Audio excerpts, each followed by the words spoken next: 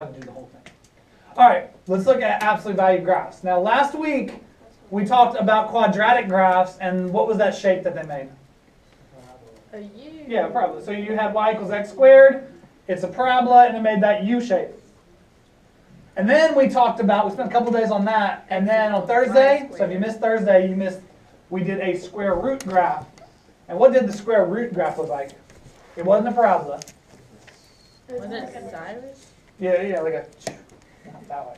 It was, I called it a dot with a tail, but it was like a dot where you start, and then the normal one just kind of tails off to the right.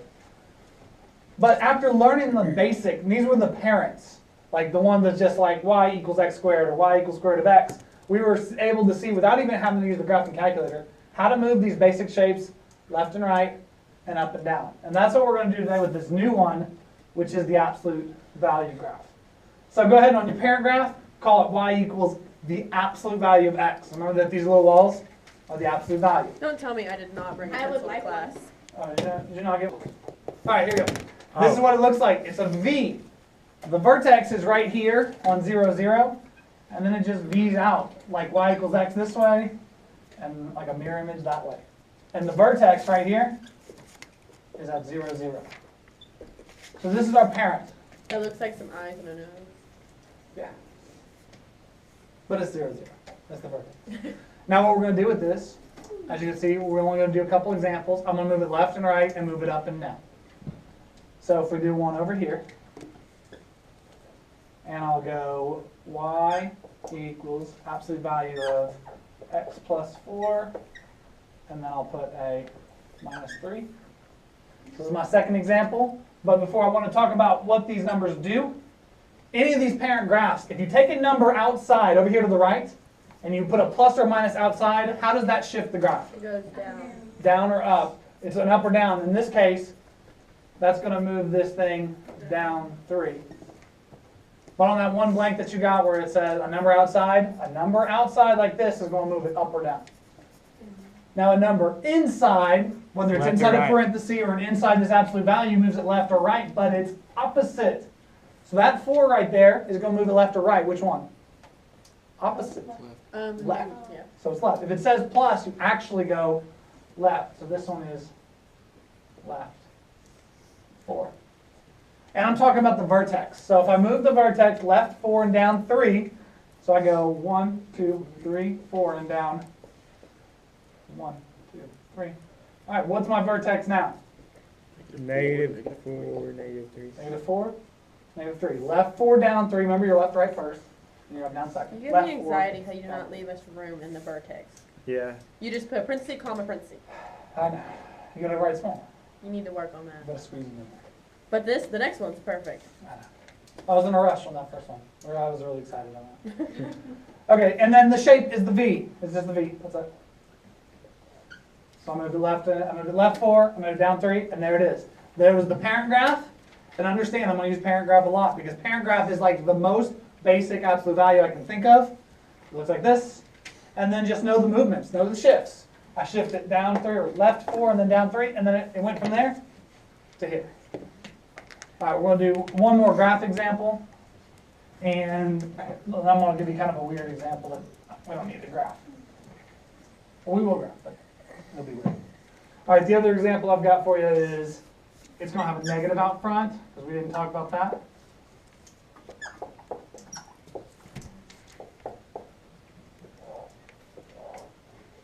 Oh my All god. right. My absolute value of, or I got y equals the negative absolute value of x minus 2. Does that mean your V is going to Plus 1. flip? It does mean the v is going to flip. So that negative out there means flip. The minus 2 inside. What's that shift? Minus 2 inside. Right. Right 2. There's a right 2. 1, 2. And then I got a plus 1, but it's on So the plus outside. 1. Yeah. The outside number, not opposite. Just straight up 1.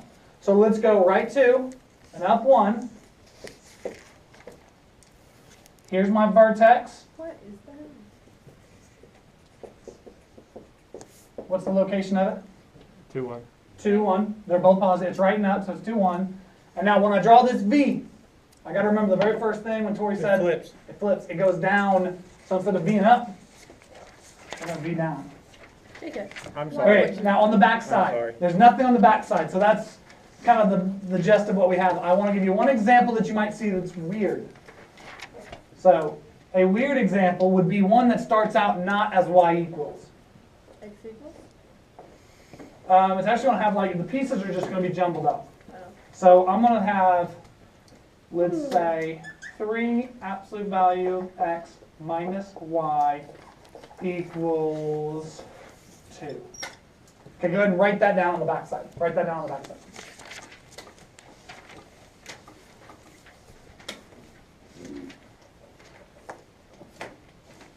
All right, so this is an absolute value equation. It's not ready for you to put in the graphing calculator if you want to do that. It's not quite ready for you to just sketch it out because the pieces are all jumbled up. I want to put it back to y equals.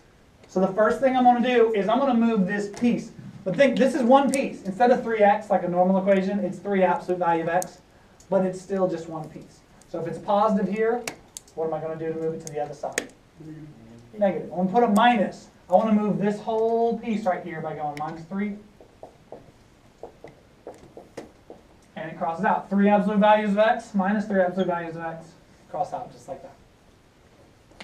Now the y is negative, so keep it negative. It's still negative y. And when you come to the right side, these two things do not go together. So what I want to do is I'm going to actually write this one first and then this one second. If I have like an x piece, Does it matter? it does not matter. If you want to get in the graphing calculator, it wouldn't make a difference. But like just kind of personal preferences, I put it in front. And then it's a plus 2.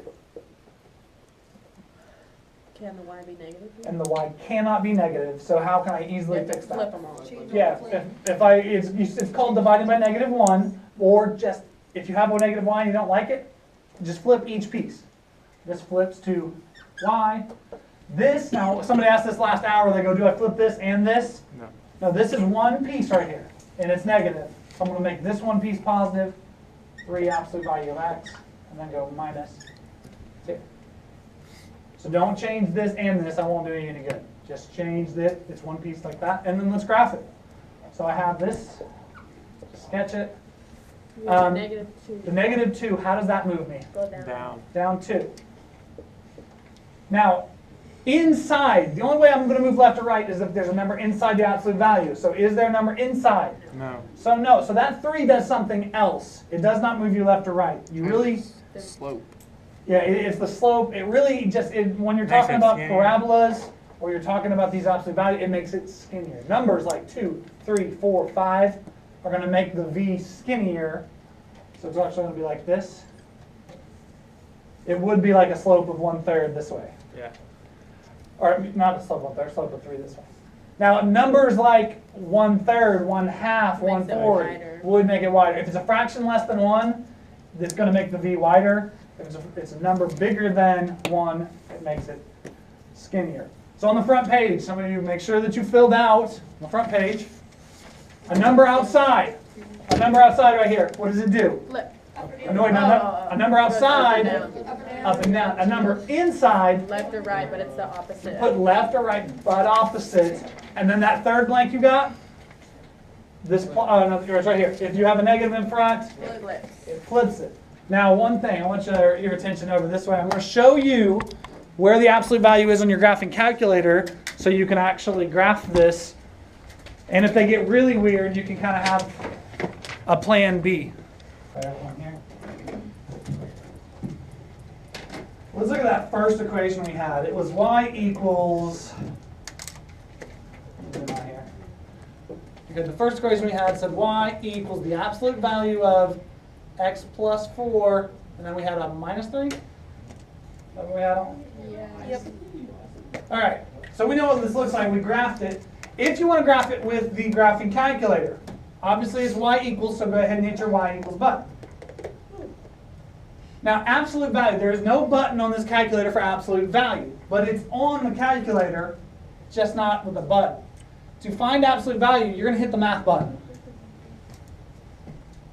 And when you hit the math button, it's just a catalog of things that we don't have buttons for. If you go over 1, you'll see ABS.